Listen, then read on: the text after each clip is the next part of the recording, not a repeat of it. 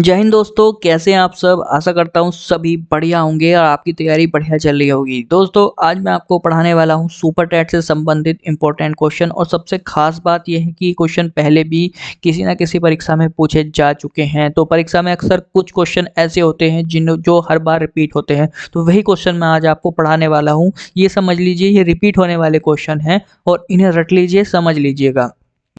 बिना किसी देरी के मैं वीडियो शुरू करता हूं। एक रिक्वेस्ट भी करता हूं, चैनल को सब्सक्राइब कर दीजिएगा, वीडियो को लाइक कर दीजिएगा। और तब करना जब अगर आपको वीडियो पसंद आए तो ही वीडियो को लाइक करना, तो ही चैनल को सब्सक्राइब करना। अगर वीडियो पसंद ना आए तो कोई बात नहीं है। तो चलिए शुरू करते हैं। मैं गारंटी लेता हूँ ये क्वेश्चन आपको जरूर मिलेंगे। तो बहुत जबरदस्त वीडियो होने वाला है, तो चैनल को सब्सक्राइब जरूर करके जाइएगा। तो चलिए शुरू करते हैं। पहला क्वेश्चन दिया गया है, सेंट्रल हिंदू कॉलेज के संस्थापक कौन है। इंपॉर्टेंट क्वेश्चन है। तो सही आंसर विकल्प ए हो जाएगा, सेंट्रल हिंदू कॉलेज, जो कि आज बनारस हिंदू विश्वविद्यालय के नाम से जाना जाता है। और जो इसकी स्थापना हुई थी वो हुई थी 1898 में। और किसने की थी? एनी बेसेंट ने की थी। तो central Hindu college 1898, Annie Besant. Important question है। अगले क्वेश्चन की तरफ पढ़ते हैं। 1 रुपए के नोट, ठीक है, 1 रुपए के नोट पर किसके हस्ताक्षर होते हैं। बहुत बार क्वेश्चन पूछा गया है, ये बहुत बार पूछा गया है और कई बार गलत हो जाता है। तो सही आंसर वित्त सचिव हो जाएगा। देखिए, आरबीआई जो होता है वो सारे नोट जारी करता है, ठीक है। धारा कौन सी होती है ये भी मैं बता दूं। धारा होती है 22। धारा 22 के तहत आरबीआई को इतना अलाउड है कि वो सारे नोट जारी करेगा, लेकिन 1 रुपए का नोट या 1 रुपए का सिक्का वो आरबीआई जारी नहीं करता है। कौन करता है? ये करता है वित्त सचिव। वित्त सचिव को अधिकार है कि भाई तुम 1 रुपए का नोट जारी करो, बाकी सब हम करेंगे, बाकी आरबीआई करेगा, ठीक है। तो इंपॉर्टेंट क्वेश्चन है। वित्त सचिव जो है वो 1 रुपए का नोट और 1 रुपए का सिक्का जारी करने का उसे अधिकार मिला हुआ है। सी सही हो जाएगा। भारत में नोट जारी करने के लिए कौन सी प्रणाली अपनाई जाती है। इंपॉर्टेंट क्वेश्चन है ये भी। तो बी सही हो जाएगा इसका, न्यूनतम आरक्षित प्रणाली। अभी होता क्या है, ठीक है। तो भारत में जो है, जो आरबीआई बैंक है, जो कि सेंट्रल बैंक है, केंद्रीय बैंक है, तो वो क्या करता है, हमेशा कम से कम 200 करोड़ रुपए 200 करोड़ रुपए का निवेश जो है वो बनाए रखता है। तो यही होता है न्यूनतम आरक्षित प्रणाली। अब आरबीआई के बारे में थोड़ा सा मैं आपको बता दूं। इसकी स्थापना हुई थी 1 अप्रैल 1935 को। और सभी जानते हैं कि आरबीआई जो है वो केंद्रीय बैंक है। जितने भी भारत के अंदर बैंक है, एसबीआई, पंजाब या कोई भी बैंक हो, उस पे निगरानी रखता है ये बैंक। लॉर्ड हेडिंग पर बम फेंकने वाले महान क्रांतिकारी कौन थे। सही आंसर आपको बताना है। सही आंसर विकल्प बी हो जाएगा, रॉस बिहारी बोस जो थे, उन्होंने ही लॉर्ड हेडिंग पर बम फेंका था, ठीक है। तो ये वो महान व्यक्ति थे जिन्होंने रास बिहारी पर बम फेंक दिया था। वीडियो पसंद आ रही तो लाइक जरूर करिएगा, चैनल को सब्सक्राइब करिएगा। कांग्रेस में विभाजन इनमें से किस अधिवेशन में हुआ है। इंपॉर्टेंट क्वेश्चन है ये भी। देखिए, कांग्रेस जो थी वो गरम और नरम इन दो दलों में बट गई थी। कब बटी थी ये आपको बताना है। तो उसका जो विभाजन हुआ था ये हुआ था 1907 के सूरत अधिवेशन में, ठीक है, जिसमें गरम और ठंडा, गरम और नरम ये दोनों बट गए थे। तो कब? 1907 में, सूरत अधिवेशन में। किंग्स फोर्ट पर बम फेंकने वाले क्रांतिकारी का नाम बताना है, महान क्रांतिकारी। तो सही आंसर विकल्प ए हो जाएगा, खुदीराम बोस। खुदीराम बोस और दूसरे थे प्रफुल्ल चाकी। प्रफुल्ल चाकी और खुदीराम बोस, इन्होंने किंग्स फोर्ट पर बम फेंका था, जिसके कारण खुदीराम बोस को 11 अगस्त को 1908 को, एक चीज याद रखिएगा, जो किंग्स फोर्ट पर बम फेंका था ये 1908 में फेंका गया था और 11 अगस्त 1908 को इन्हें फांसी दे दी गई। इसके अलावा जो प्रफुल्ल चाकी थे वो गिरफ्तार होने से पहले ही उन्होंने आत्महत्या कर ली थी, ठीक है। तो खुदीराम बोस और प्रफुल्ल चाकी ये दो लोग थे जिन्होंने किंग्स फोर्ट पर बम फेंकने का प्लान बनाया था, ठीक है। और ये कहाँ हुआ था? मुजफ्फरपुर में, ठीक है। मुजफ्फरपुर बम कांड जो है ये खुदीराम बोस और प्रफुल्ल चाकी के द्वारा ये किया गया था। बंगाल के प्रथम गवर्नर जनरल कौन थे? इंपॉर्टेंट क्वेश्चन है, सही आंसर आपको बताना है।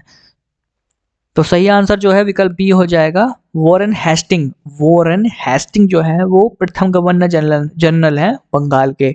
इनका कार्यकाल जो रहा था वो रहा था 1772 से 1774।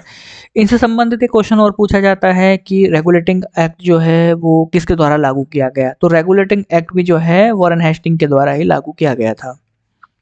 भारत के पहले गवर्नर जनरल, अभी मैंने बताया कि बंगाल के प्रथम गवर्नर जनरल कौन थे, तो बंगाल के प्रथम गवर्नर जनरल बैरन हेस्टिंग थे। लेकिन अगर क्वेश्चन आ जाए कि भारत के पहले गवर्नर जनरल कौन थे, तो ये क्वेश्चन भी इंपॉर्टेंट है। तो सही आंसर आपको बताना है, तो ए इसका हो जाएगा, लॉर्ड विलियम बेंटिंक। इसकी एक छोटी ट्रिक बता देता हूँ याद रखने की।